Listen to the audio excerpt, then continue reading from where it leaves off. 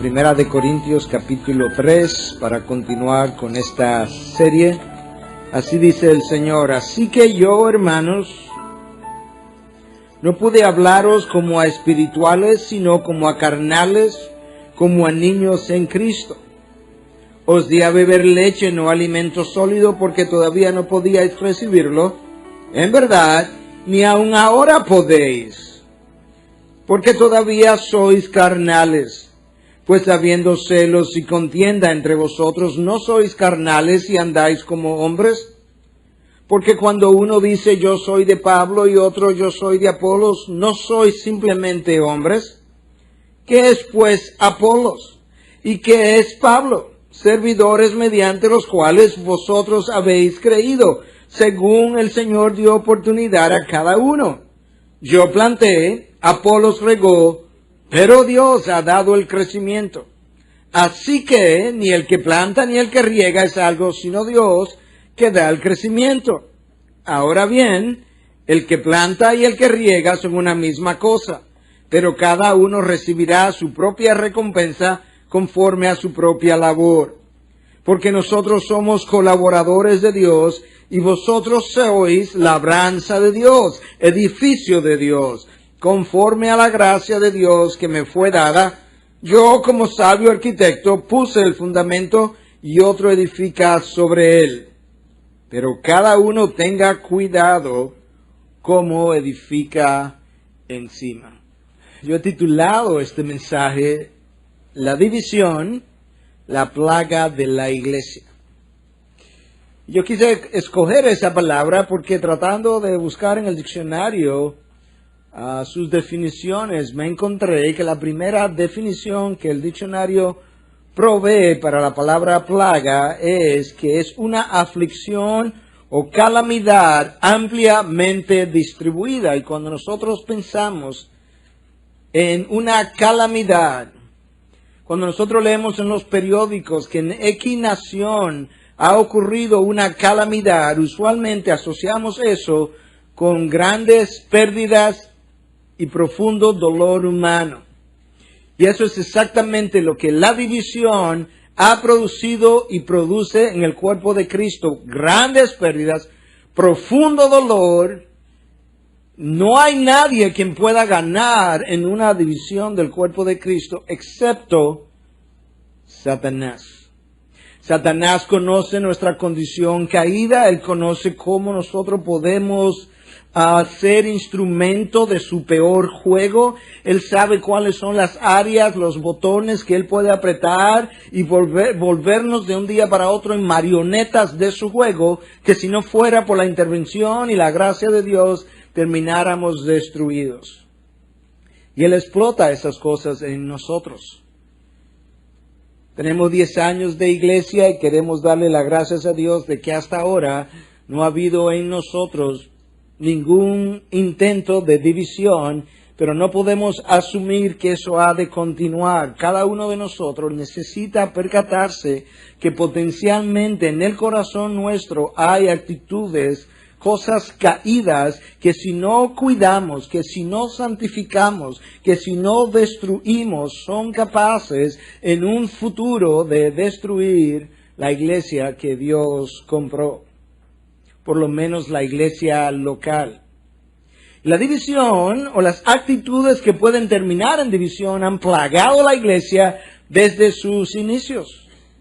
El libro de los Hechos describe los primeros 30 años de la historia de la iglesia y apenas llegamos al capítulo 6 y en el versículo 1 leemos lo siguiente: por aquellos días, al multiplicarse el número de los discípulos, surgió una queja de parte de los judíos helenistas en contra de los judíos nativos, porque sus viudas eran desatendidas en la distribución diaria de los alimentos.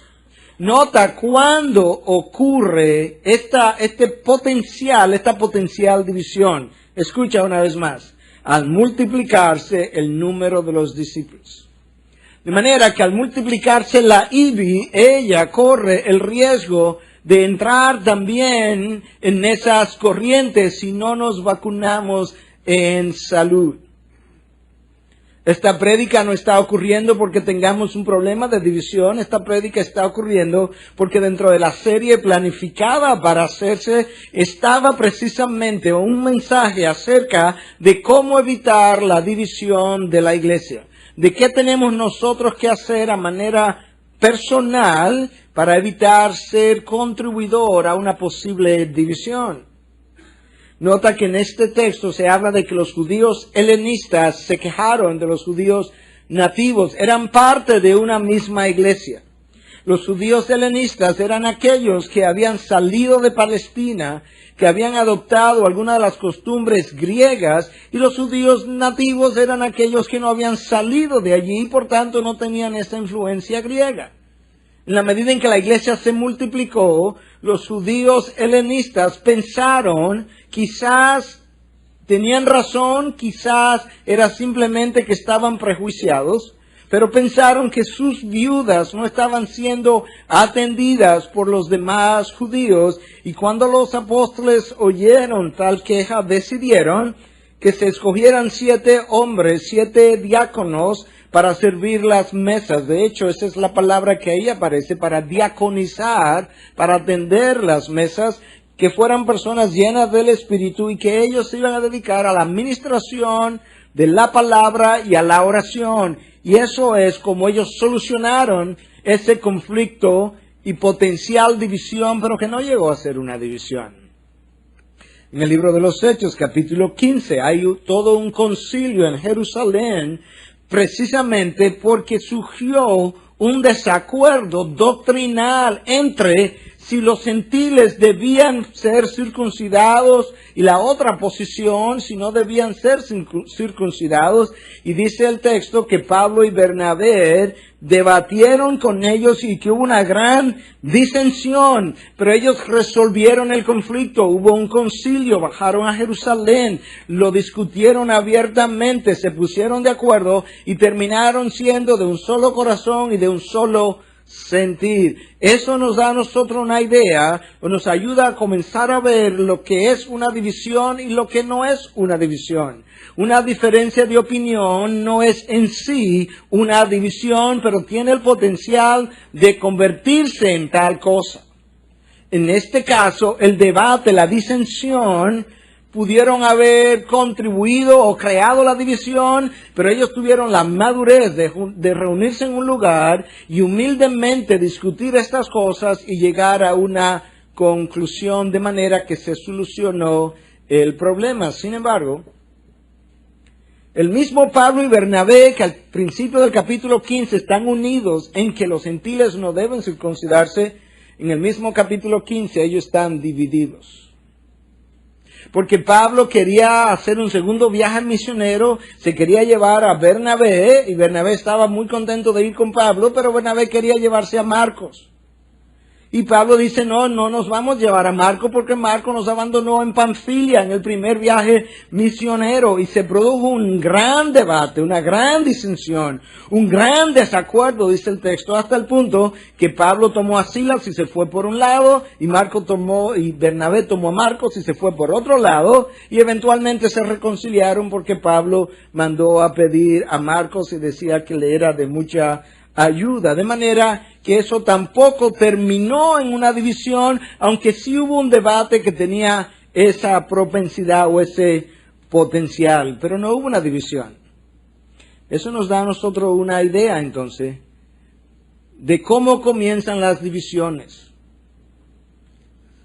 Debates, diferencias de opiniones que escalan en una proporción que los individuos comienzan a formar bandos, a formar grupos, y se van alineando unos contra el otro.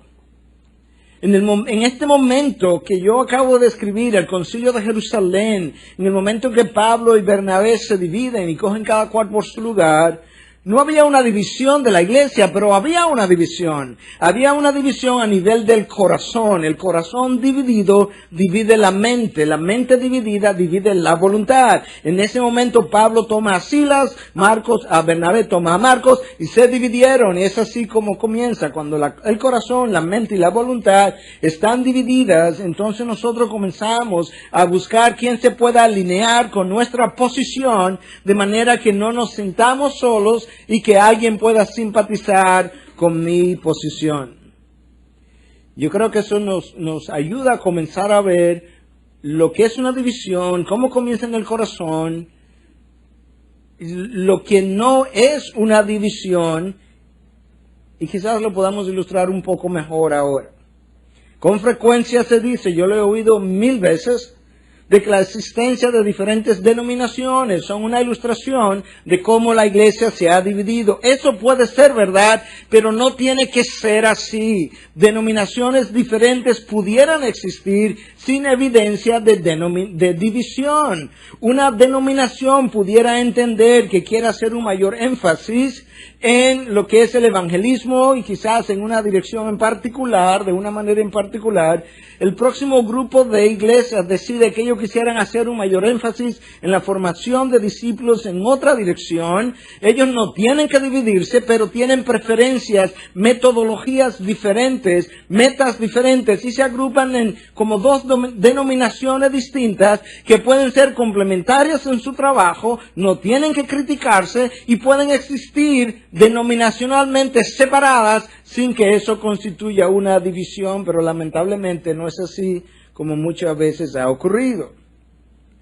El que una iglesia prefiera un servicio de adoración tradicional y que la otra iglesia prefiera un servicio de adoración contemporáneo como el nuestro, el que una iglesia prefiera himnos y órganos y la otra prefiera más instrumentos y que haya o existan coros contemporáneos, no debiera y no tiene que ser razón de una división, de una diferencia sí, pero no de una división. Usted lo va a entender mejor cuando yo le logre definir finalmente lo que verdaderamente es una división. En Estados Unidos hay un grupo de pastores, de líderes, muy conocidos, muy influyentes, muy poderosos en la predicación. Ellos han formado un grupo llamado Together for the Gospel, Juntos por el Evangelio. Y entre ellos están gente como John MacArthur, John Piper, Al Mohler, G.C. Mahoney, y varios otros individuos. En su introducción de lo que es su página web, hay un párrafo que dice que ellos tienen múltiples diferencias doctrinales. No algunas, múltiples.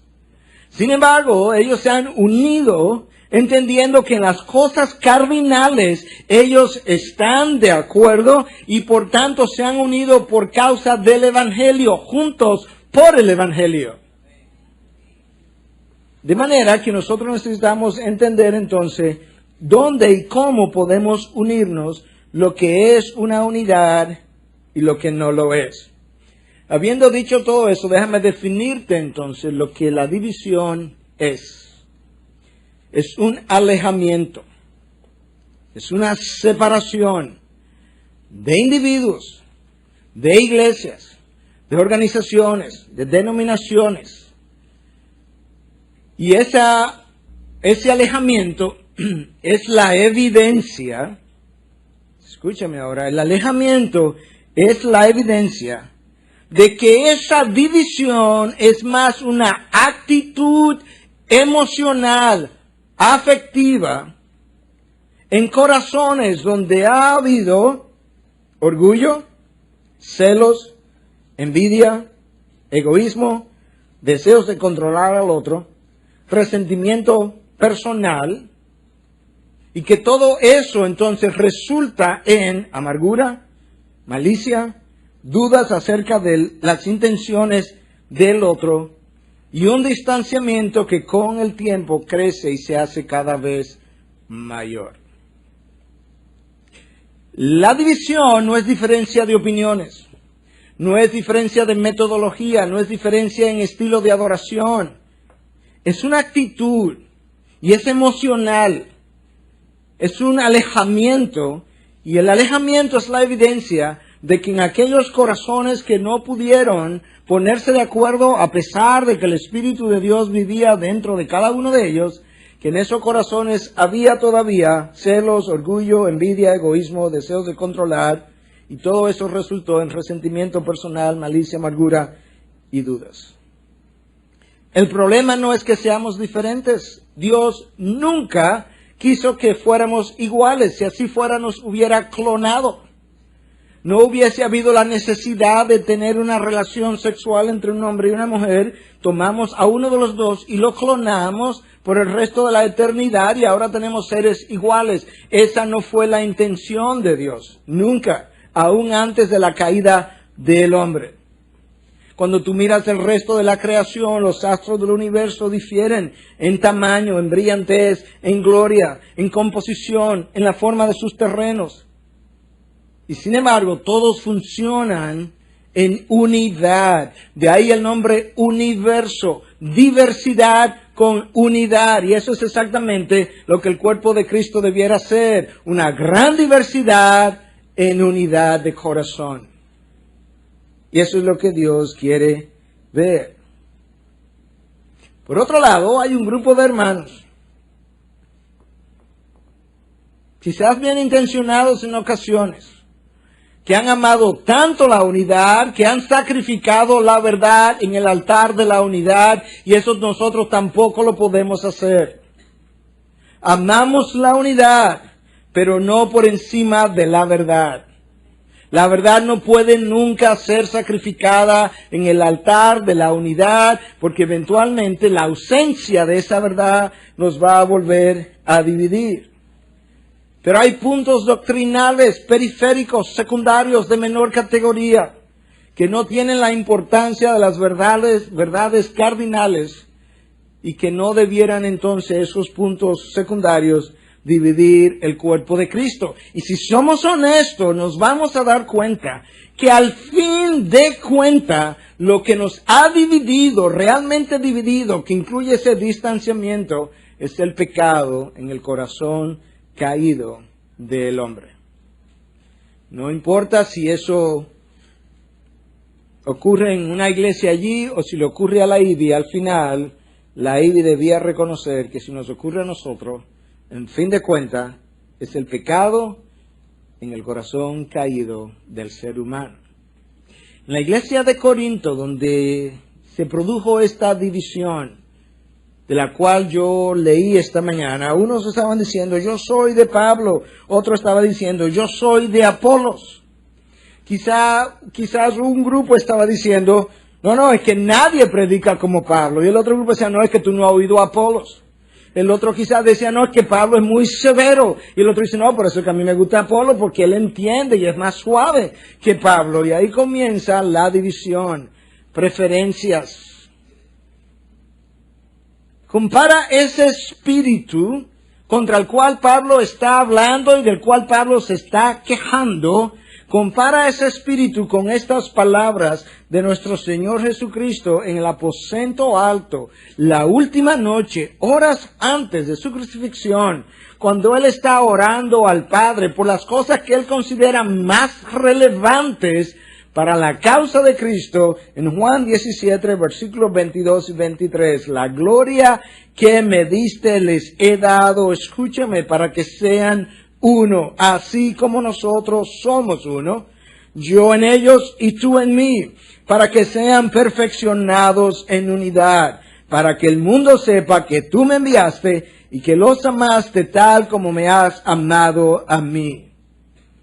Cuando tú oyes a el Hijo de Dios, Dios mismo, orándole al Padre y pidiéndole por encima de muchas otras cosas, que los mantenga en unidad, para que sean uno.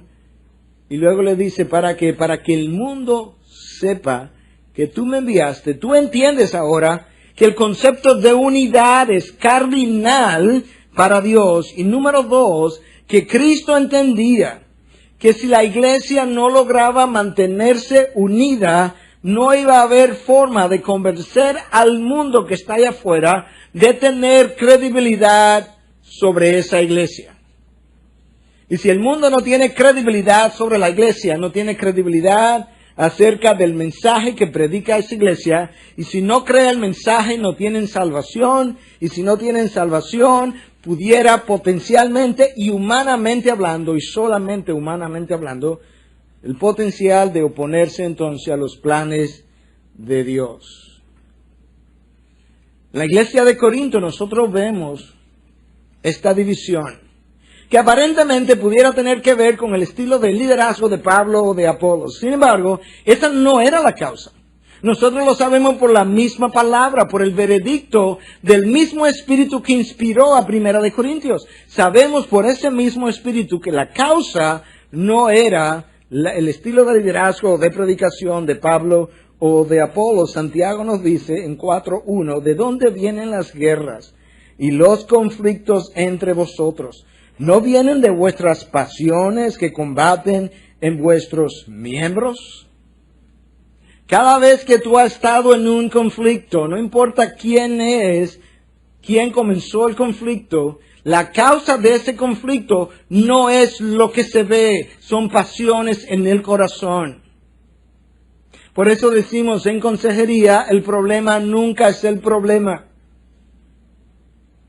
El problema que traes es simplemente la evidencia o los síntomas del problema. Lo ilustro de esta manera. El paciente viene al médico y el médico le dice, ¿cuál es tu problema? Tengo tos. ¿Qué más? Fiebre. ¿Qué más? Dolor de cabeza. Me duele el pecho. No puedo respirar bien. Y él cree que esos son sus problemas. Eso no es su problema. Su problema es que él tiene una neumonía. Ese es el problema. Las otras cosas son síntomas de su problema. Así vivimos nosotros, dando evidencia, presentando síntomas de cuál es verdaderamente el problema. Y Santiago dice, los problemas son pasiones que combaten en vuestros miembros. Y en la iglesia de Corinto, entonces, el versículo 3 del texto que yo leí nos dice cuáles eran algunos de los síntomas que ellos expresaban. Celos y contiendas. Esas dos palabras están ahí en el versículo 3. Celos y contiendas que los llevaban a contender acerca del liderazgo de uno o del otro. Pero ¿sabes una cosa? Los celos y las contiendas tampoco eran el problema de la iglesia de Corinto. Eran síntomas. Había que entrar un poco más profundo a indagar cuál era realmente el problema. Pero como el Espíritu de Dios inspiró esta carta y quería que tú y yo tuviéramos claro cuál era realmente el problema, de tal forma que si tú y yo somos sabios, en el día de mañana no lleguemos a hacer lo mismo que esta gente hizo, el Espíritu de Dios nos dijo claramente en el texto de hoy cuál era su problema. No eran los celos y las contiendas. Escúchalo ahora, comenzando en el versículo 1. Así que yo, hermanos, no pude hablaros como a espirituales, sino como a carnales, como a niños en Cristo. El problema no son los celos, no son las contiendas, no es Pablo, no es Apolo, es que son bebés. Son niños espirituales que todavía se chupan el dedo, tienen bobo, tienen un paño que necesitan como seguridad. Os di a beber leche, no alimento sólido, porque todavía no podíais recibirlo. Escucha ahora, en verdad, ni aún ahora podéis. ¿Qué es esto de que ni aún ahora podéis? Es que ya Pablo estuvo con ellos hace 2 años. Y cuando Pablo estuvo con ellos, dice, no pude haberle dado más que simplemente leche porque eran niños. Pero lo peor, Corintios, es que ahora 2 años después ustedes están en la misma infancia espiritual que cuando yo estaba allí. Y el problema ahora sí sabemos cuál es. Inmadurez espiritual y emocional. Versículo 3, porque todavía soy carnales. Pues habiendo celos y contienda entre vosotros, no soy carnales, Como quien dice, ¿qué más? ¿Qué más evidencia necesita? 2 años después. Las emociones, iguales. El desarrollo espiritual, iguales. Pero ¿será posible, Corintios, que todavía no podéis haber crecido a la estatura de Cristo y siguen siendo carnales? Escúchame ahora, seamos honestos. La causa de nuestras contiendas, de nuestros celos, de nuestras envidias, de nuestras divisiones, son inmadureces. No importa si yo la causa mañana, son inmadureces espirituales y o emocionales, que demandan todo el tiempo que yo sea el centro de atención. Y que en vez de admitir eso, tomamos cualquier diferencia para decir, eso es el problema. Ahí yo trazo la raya en la arena. Hasta aquí yo llego. Hasta aquí te dejo llegar. Y entonces pensamos, no, esta es la excusa perfecta para yo decir eso. Pero en realidad es mi madurez emocional, mi falta de madurez emocional, que no me permite verlo de otra manera. Decía alguien que cuando soy inmaduro, cuando no tengo la madurez para manejar la crítica, entonces soy muy inmaduro para manejar la alabanza de los hombres. Wow. A veces nosotros pensamos que mucho conocimiento de la palabra, recordarme los versículos bíblicos, el libro exacto, el versículo, el texto donde está, pasar exámenes, pensamos que eso es el equivalente a madurez espiritual y o emocional. Eso es un grave error. No necesariamente una cosa tiene algo que ver con la otra, debiera, pero no necesariamente. A veces pensamos que si hemos escalado una posición de autoridad en el mundo secular o aquí, que esa posición es la evidencia de que yo tengo la madurez, y tampoco es verdad. El mejor ejemplo es la opinión de la hija de uno de los presidentes pasados de Estados Unidos, Teddy Roosevelt, presidente de la nación más poderosa del continente en ese momento, y lo sigue siendo hoy. Su hija decía, el problema con mi papá es que si él va a una boda, él quiere ser la novia. Y si él va a la funeraria, él quiere ser el cadáver.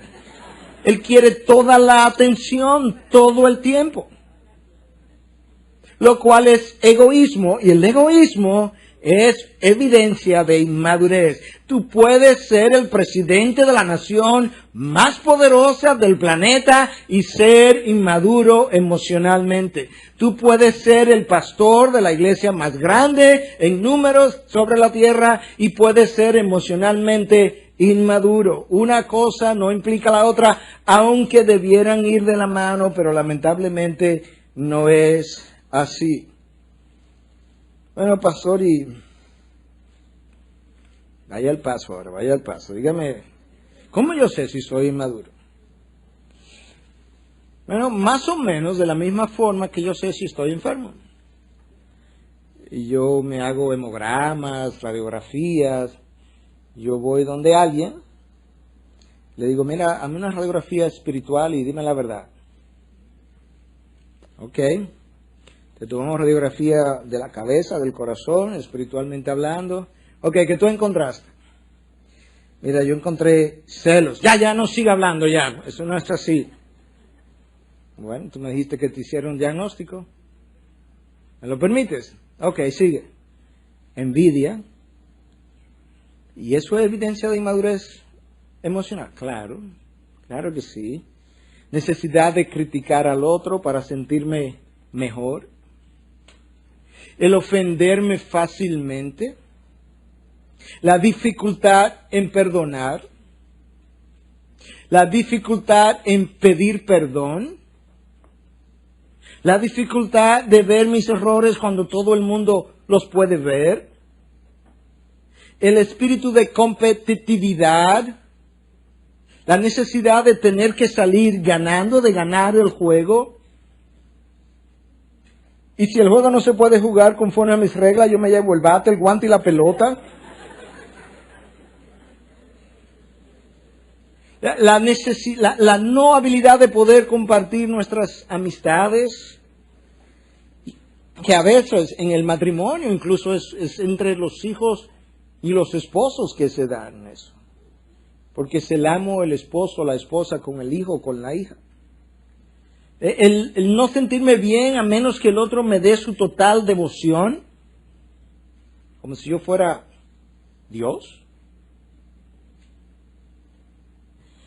No me gustan muchas relaciones, sino una o dos solas, donde yo sienta que el otro es devoto mío. Como decía un predicador en estos días que estaba leyendo una de sus cartas, él tiene una forma de hablar que solamente él a veces puede decir las cosas, pero él dice, mira, nosotros somos tales que a veces nos estamos evaluando a nosotros mismos y nos sentimos como basura y la próxima vez quisiéramos que agrandaran la Trinidad para que hicieran espacio para mí, como un cuarto miembro de la Trinidad. Y así somos. Y entonces el problema de nuestra inmadurez emocional no es que somos inmaduros. El problema no es ese, es que causa divisiones. De iglesias, de familias, de matrimonios, de amigos. Y nosotros necesitamos, como individuos, como cuerpo, ver dónde estamos para hacer lo indecible, todo lo que esté a tu alcance y en tu poder, para que esta iglesia nunca se divida. Y yo te puedo garantizar, de parte mía, no puedo garantizar más nada, que si eso fuera a ocurrir y fuera necesario mi remoción, prefiero eso antes que la división. Sin sacrificar la verdad, obviamente. La verdad del Evangelio, la verdad de Cristo. Entonces, ¿cómo nosotros podemos analizarnos, sanarnos, vacunarnos para que lo que hemos tenido hasta ahora pueda continuar?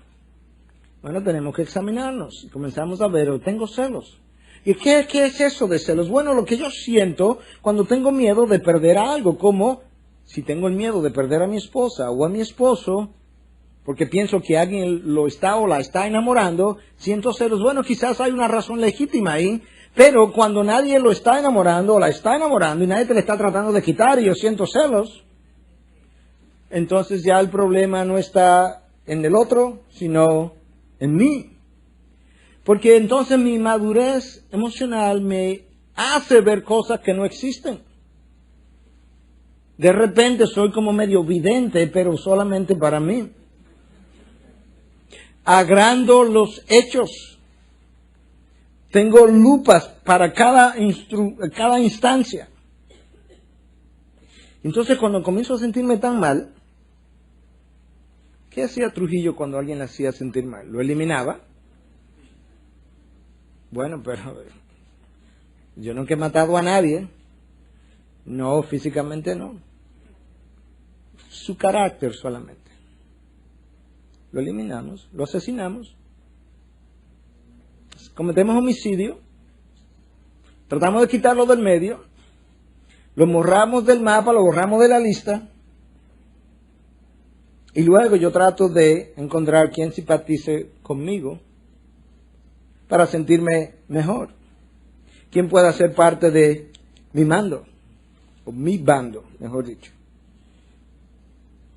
Con la envidia ocurre lo mismo. Exactamente igual, excepto que la envidia es el deseo de querer algo que yo no tengo y que otro tiene. Tan pronto yo percibo que esta persona tiene un cargo que a mí no se me ha ofrecido, o un salario que yo no tengo, o un privilegio que yo no tengo, o una posesión, o una cantidad de dinero, o una oportunidad que yo no tengo, yo comienzo a envidiar esas cosas. ¿Por qué tú y no yo? Y eso es también parte de nuestra inmadurez emocional. Y cuando experimento eso igual, yo trato de eliminar a esa persona para yo sentirme mejor y yo me convierto en un asesino a sueldo. Bueno, ¿y quién te paga? Mis emociones, mis sentimientos. Pastor, pero usted está exagerando cuando habla de homicidio, matar. No, yo no estoy exagerando, está en la palabra. Santiago lo dice, Santiago 4, versículo 2. Codiciáis y no tenéis, por eso cometéis homicidio. Santiago no estaba hablando de quitarle la vida a una persona, estaba hablando del poder de la lengua. Y por eso cometéis homicidio, sois envidiosos y no podéis obtener, por eso combatís y hacéis guerra. No tenéis porque no pedís, hacemos la guerra. Nuestras palabras se convierten en balas incendiarias. Vamos al campo de batalla y trazamos la raya y decimos, hasta aquí llegué yo, hasta aquí llegó ella o llegó él. Y tratamos entonces de convencer al otro de la información que tengo, de tal manera que podamos formar un bando. El bando me da fuerza, me autojustifica, me ayuda entonces a ver que no estoy solo en esto. Y si yo no consigo que tú te unes a mi bando, pues te asesino también. Te pongo en mi lista negra. El que no está conmigo está contra mí. Y el que no recoge conmigo desparrama. Mientras tanto, el cuerpo de Cristo se desangra. En un sentido, el corazón de Cristo se entristece. Porque nosotros tenemos diferentes maneras de quitar esa vida. En el sentido físico, una pistola, un revólver, un rifle. En el sentido en que lo estamos hablando, me alejo. Mira, ¿y qué pasó? Que tú y fulano eran muy amigos. No, nada. No, pero no, se murió para mí. Lo enterré. Lo maté. Paso por el lado, no lo saludo. No, porque él no existe, yo lo maté. Él se murió. Pero yo no tengo problema. Él puede tener problema conmigo, pero no yo. Yo no tengo ni siquiera resentimiento contra él.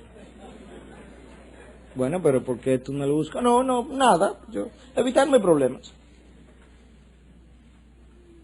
¿Te das cuenta? Entonces, las personas, los asesinos a sueldo, averiguan, saben mucho de pistola, de calibre, yo no sé nada de eso. Pero sé que por lo menos ellos saben cuál tiene más potencia, el rifle que tiene más alcance, para ver cuál es el rifle más mortífero, el más efectivo. Yo no sé mucho de eso, pero del otro rifle yo sé algo de eso. En parte porque lo leo aquí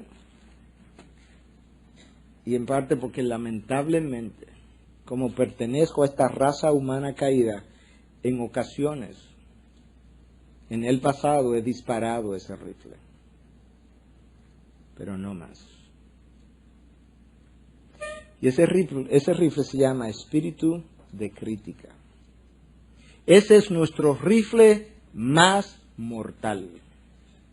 Es certero, es efectivo, es destructor y es atractivo porque es efectivo. ¿Y cómo luce ese rifle? Porque los otros tienen como un gatillo y sabemos más o menos, pero digamos una idea, a ver si yo ando con uno. Bueno, ese rifle se enfoca en las faltas del otro y mide las faltas por mi estándar. Y cuando no se conforma a ese estándar que yo he divisado en mi mente, lo condeno a muerte. Ya lo que queda por determinar es cómo lo voy a hacer. Está condenado. Lo que queda por determinar es cuál sería la forma más efectiva. Y también tengo que determinar si cuando decida matarlo, si me lo llevo a él solo o me llevo un par de gente más. Pero antes voy a determinar si puedo conseguir quien se una a mi ejército. Y si no, ya tengo claro quién tiene que irse. Eso es como somos.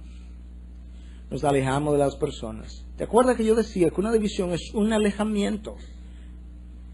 Y que eso era un problema afectivo, emocional, producido por corazones con envidia, con celos, con orgullo, corazones caídos que resultan en amargura, en resentimiento y todo ese tipo de sentimientos.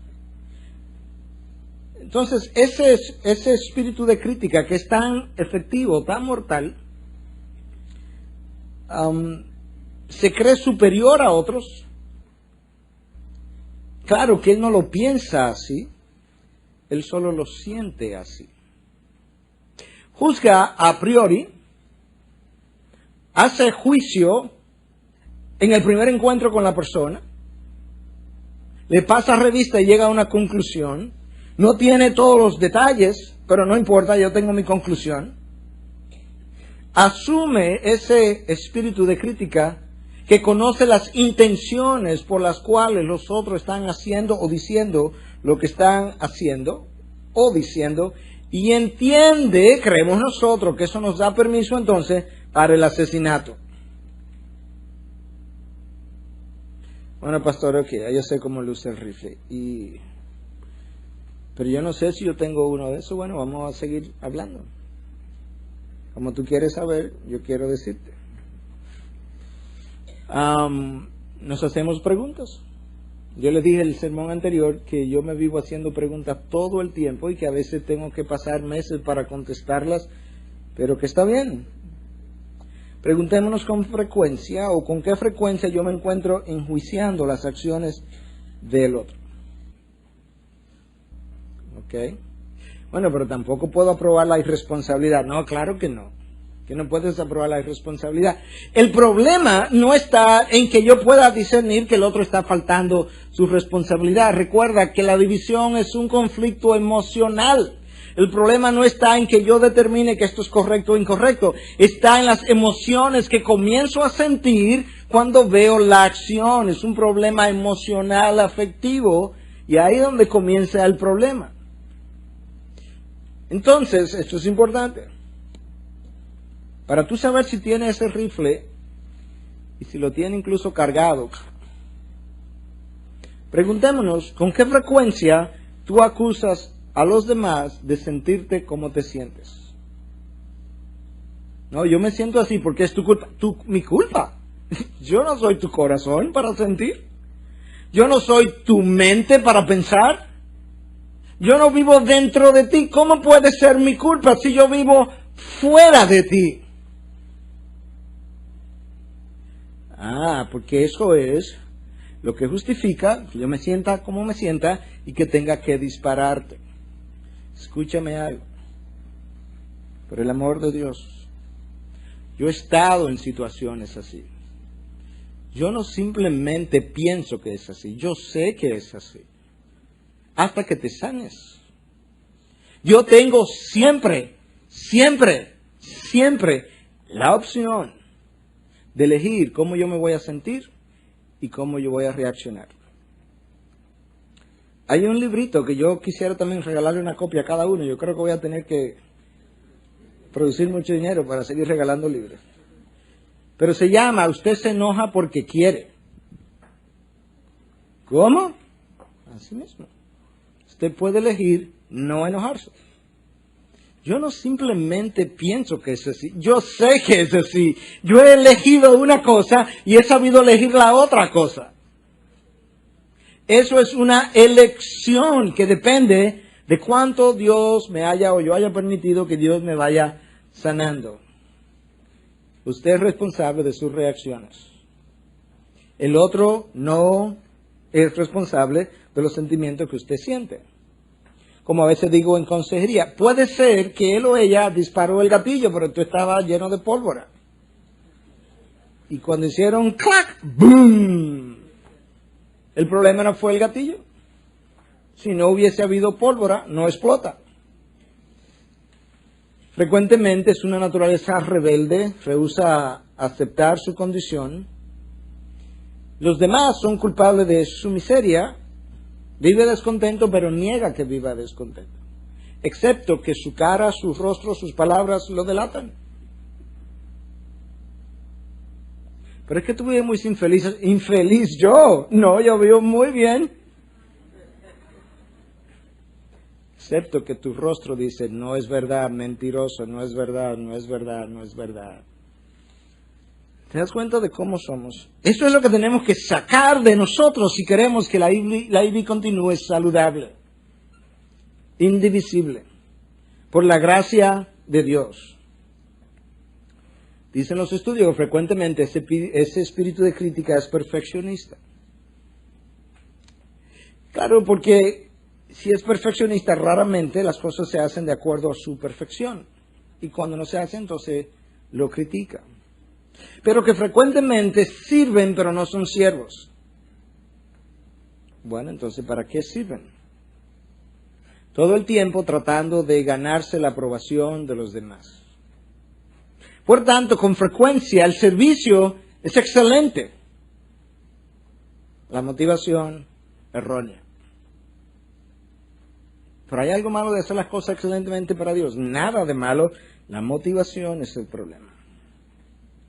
Preguntémonos cuántas relaciones de intimidad tenemos. Raramente el espíritu de crítica tiene relaciones íntimas. Porque cuando comienza una, al poco tiempo, no llena su estándar y se aleja. Al poco tiempo comienza a criticarla y esa no es la amistad que yo quiero. Puede ser que no sea la amistad que tú quieres, pero es la que Dios te está mandando. La que te puede ayudar. Entonces las relaciones son de lejos. Tengo quizás una íntima, no más, pero más frecuentemente ninguna íntima. Y el problema es que las critico antes de poder llegar a la intimidad. Escucha lo que Pablo le dice a los Gálatas. Pero si os mordéis y os devoráis unos a otros, tened cuidado, no sea que os consumáis unos a otros. No sé si un perro le ha dado una mordida a usted. Pero imagínese el dolor de los dientes entrando a la piel, los músculos. Usted retira su mano, el desgarro. Esa es la imagen que Pablo quiere darle a los Gálatas cuando ellos discuten como estaban discutiendo. Estaban mordiendo. Y os devoráis unos a otros. Tened cuidado, no sea que os consumáis unos a otros. Eso es lo que pasa, que el cuerpo de Cristo es el único ejército que le dispara a sus propios soldados. Y los ve heridos y vuelve y le hiere una vez más. Esa es la realidad. Entonces queremos luchar contra un enemigo que es enorme comparado con nosotros. Pero ¿con qué fuerza si estamos sangrando? Si no tenemos ni siquiera tiempo para preparar una buena estrategia contra el enemigo, porque todo el tiempo me lo paso maquinando la próxima mordida y resintiendo la mordida anterior que recibí. Y nos devoremos. ¿Y cómo yo destruyo ese espíritu de crítica, pastor? Bueno, gracias por preguntar, una vez más. Número 1. Acepte al otro como Cristo le ha aceptado. Escúchame algo. La falta de aceptación del otro no es un problema del temperamento del otro. En esencia, es una falta de amor. La razón por la que tú y yo no podemos amar a este otro que pensamos que es tan difícil, pero que Cristo amó tanto que dio su vida por él, es que Él le ama y yo no. Esa es la razón, yo tengo que admitirlo. Yo tengo que decir, no, yo no tengo amor. Yo me amo a mí mismo. Yo pienso que Cristo, Dios, sí puede amarle, pero yo no. Porque como cuarto miembro de la Trinidad, yo no estoy ahí todavía. Y entonces le asesinamos. ¿Cómo yo sé, cómo yo persigo esta destrucción? Bueno, comienza a pensar lo que tú sientas contra esa persona, si Cristo sintiera lo mismo hacia ti. Lo que tú quisieras hacer con esa persona, si Cristo lo sintiera hacia ti. Si las veces que tú le has perdonado hasta que está dispuesto a asesinarlo, Cristo lo hubiese hecho contigo, ¿cuántas veces te hubiese asesinado Cristo? ¿O a mí? Si tu límite es 70 veces 7 y Cristo te aplicara el mismo límite, ¿hace cuántos años tú consumiste tu última chance?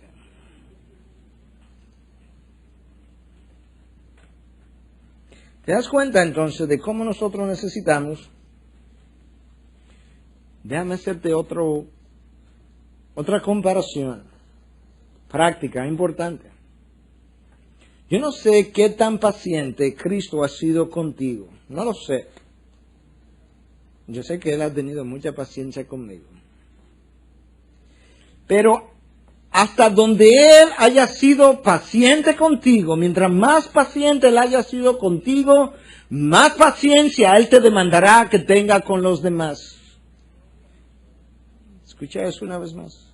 Mientras más paciencia Dios haya tenido contigo, más paciencia Él te demandará. Con esa misma palabra, te demandará que tenga hacia los demás. Y si no lo haces, con la misma vara que has rehusado o que has medido al otro, Él permitirá que se te mida a ti.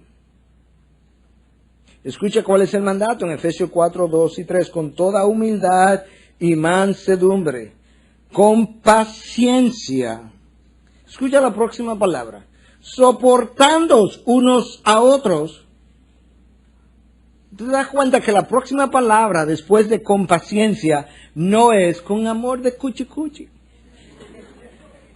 Es soportando lo que te hace irritar. La última vez que yo busqué esa palabra en el diccionario, soportar no era simplemente caminar con el otro. Era aguantar, tolerar, a pesar de. ¿Y cómo yo voy a hacer eso? Soportando unos a otros en amor. Lo que me hace falta es amor. Esforzándoos por preservar la unidad del espíritu en el vínculo de la paz. ¿Tú entiendes cuál es la motivación final para soportar al otro? Preservar el vínculo de la unidad.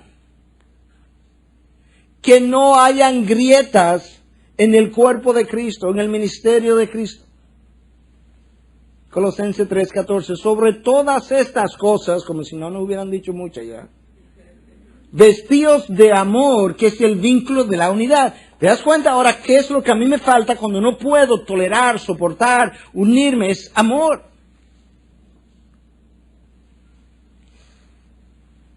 La razón que Pablo da es exactamente esa, mantener la unidad.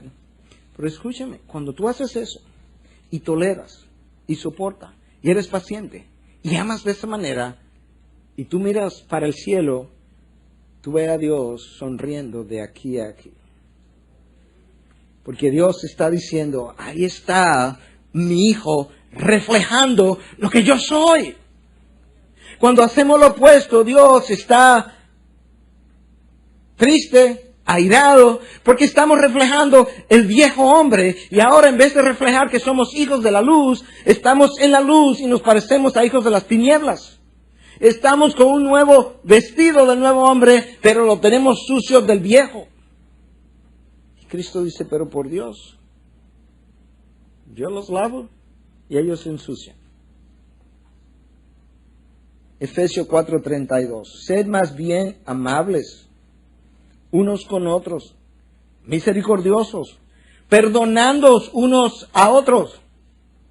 Sí, pastor, pero mire, está bien que hay que perdonar, pero no es así, ¿no? La palabra dice que tú pones la mejilla una vez, pero no más.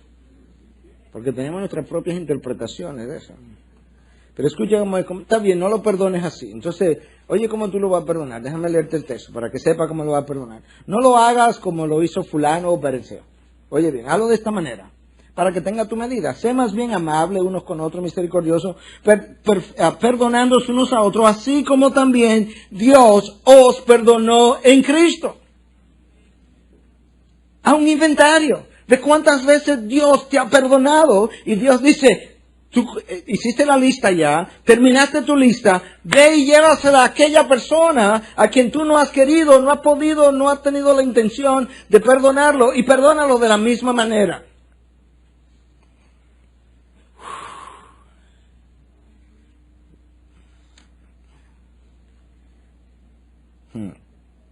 Colosenses 3:13, soportándonos unos a otros y perdonándonos unos a otros. Si alguno tiene queja contra otro, pastor, mire, pero la queja mía es real, está bien, y es grande, ok, y la puedo probar, ok. Vamos a leerlo ahora otra vez. Colosenses 3:14, soportándonos unos a otros y perdonándonos unos a otros. Si alguno tiene queja contra otro, que es real, que es grande, que se puede comprobar. Se lo agregué yo a esa parte, pero para que usted sepa. Como Cristo os perdonó, así también hacedlo vosotros. La queja que Cristo tenía, que era grande, que se podía comprobar, que era mucha, que Él te perdonó, así hacedlo vosotros. Yo tengo la elección de hacerlo así o hacerlo a mi manera. Dios elegirá las consecuencias. Y frecuentemente, si no la veo en mí, la veo en la próxima generación. La razón que Pablo da en estos dos últimos versículos para aceptar, perdonar, soportar, es lo que se ha hecho conmigo. Entonces, ¿qué hacemos, pastor? Ya llegué al final de esto. ¿Qué hacemos? Para saber cómo me manejo. Número 1, rehúsa el dictar a otros lo que debe hacer para que Dios trabaje en ellos. Renuncie como gerente general del universo. Dios no va a tener problemas, su universo no va a dejar de funcionar. De hecho, cuando usted renuncie va a comenzar a funcionar mucho mejor. Dios es que tiene que hacer el trabajo. Rehúse ser el Espíritu Santo del otro. Usted no sabe la carga que yo me quité el día que yo dije, yo no soy, hasta aquí yo traté de ser el Espíritu Santo del otro. Y hasta aquí yo voy a intentar que me den cabida en la Trinidad como un cuarto miembro, no más. Yo renuncio. Eso a ti te va a quitar un gran peso.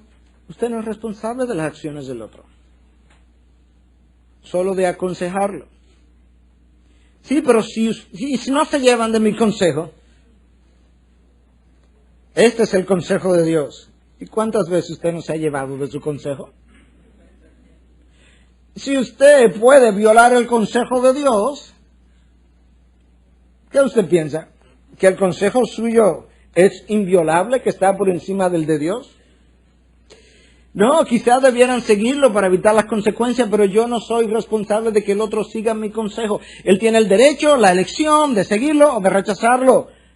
Más adelante le espera a Cristo para sacarle cuenta de qué hizo con el consejo que se le dio. Y Él le impondrá las consecuencias. Yo escojo mi pecado y Cristo las consecuencias. Recuerde una cosa, usted es un siervo. Eso está aquí en el texto. 1 Corintios 3:5. ¿Qué es pues Apolo? ¿Y qué es Pablo? Servidores, siervos, mediante los cuales vosotros habéis creído según el Señor dio oportunidad a cada uno. ¿Entendió eso? Que si María creyó a través de mi predicación, lo único que yo tuve fue, según esto que acabo de leer, fue una oportunidad que Dios me dio para que ella pudiera llegar a ser salva. Que cada cual es usado según su llamado, pero al final no se trata ni de ti ni de mí. Somos meros instrumentos en sus manos. Estamos trabajando para un mismo Señor y una misma cosecha. 1 Corintios 3:6-8. Yo planté, Apolos regó, pero Dios da el crecimiento. Así que ni el que planta ni el que riega es algo, sino Dios que da el crecimiento. Ahora bien, el que planta y el que riega son una misma cosa, pero cada uno recibirá su propia recompensa conforme a su propia labor. Lo único que estamos haciendo es contribuyendo en la misma dirección. Usted es un siervo de Dios. Usted es simplemente un instrumento, de la misma manera que la burra de Balaam fue otro instrumento. Usted está como 2 pulgadas por encima de la burra. Un instrumento. Y es un privilegio para usted y para mí estar en las manos del que está obrando conforme a sus propósitos. es un privilegio, es un gozo. Mira qué más. Dios es el labrador. 1 Corintios 3:9, porque nosotros somos colaboradores de Dios y vosotros sois labranza de Dios. Este pastor predicó un sermón, 200 fueron salvos, este predicó otro, 3 fueron salvos, los 200 son labranza de Dios y los 3 son labranza de Dios. Ni este pastor es más, ni este menos, al final todos somos labranza de Dios. Y más nada. Y parte de sus instrumentos. Lo que soy, lo soy por gracia. Versículo 10. Conforme a la gracia que Dios me fue, de Dios que me fue dada. Conforme a la gracia de Dios que me fue dada, yo soy lo que soy, no más. Si tengo el don de la enseñanza, eso no te sirve de nada para enorgullecerte. Eso es pura gracia que se te dio y a otro le han dado de otra gracia que tú no tienes y no debes sentirte celoso del otro porque al final él es el dador y tú eres el receptor. Y el que recibe no le encuentra falta al regalo, sino que da gracia por lo recibido. Y no somos nadie mejor que el otro, simplemente obreros de su viña. Cuando no lo pensamos así, terminamos dividiéndonos. La división drena, fatiga, cansa, desmotiva, le quita el ánimo y desdice del nombre de Cristo. Empaña su gloria, empaña su poder. Y la división es tan grave para Dios que Tito dice, al hombre que cause división después de la primera y segunda amonestación, deséchalo. Y nosotros pensamos a veces, cuando las divisiones ocurren, este grupo que está aquí se divide de la iglesia y nosotros que nos quedamos, ganamos. Ganamos. ¿En qué Biblia está eso? Porque en la medida en que yo me tengo que alejar de ese grupo, yo lo único que tengo es una pérdida, no solamente de ellos, delante de Dios. Y si es mi orgullo el culpable de que ese grupo haya tenido que irse, Dios me va a sacar cuenta a mí. Y si no me lo saca en mi generación, lo saca en la próxima generación, pero me va a sacar cuenta. La división, es fácil ver la división como un problema grave cuando yo te veo como el divisor y te digo, mira lo que dice la palabra, una amonestación o dos y no más, pero cuando Dios dice, no, el problema es que el divisor es tu orgullo, aunque yo sea el que me quede aquí, a mí es que me van a sacar cuenta. Y nosotros estamos en necesidad entonces de arrepentirnos para que el cuerpo de Cristo pueda sanar y que Dios en su gracia no nos permita, en su gracia, no nos permita dividirnos, porque todos somos capaces de hacerlo, de dividirnos, excepto si no fuera por su gracia, que en el de la humildad de corazón, a perdonar, pedir perdón, restaurar, sanar, buscar, alentar, fortalecer, ponernos, quitarnos, bajarnos, subirnos, limpiar los pies, secar las lágrimas, para que al final su nombre brille sobre nosotros.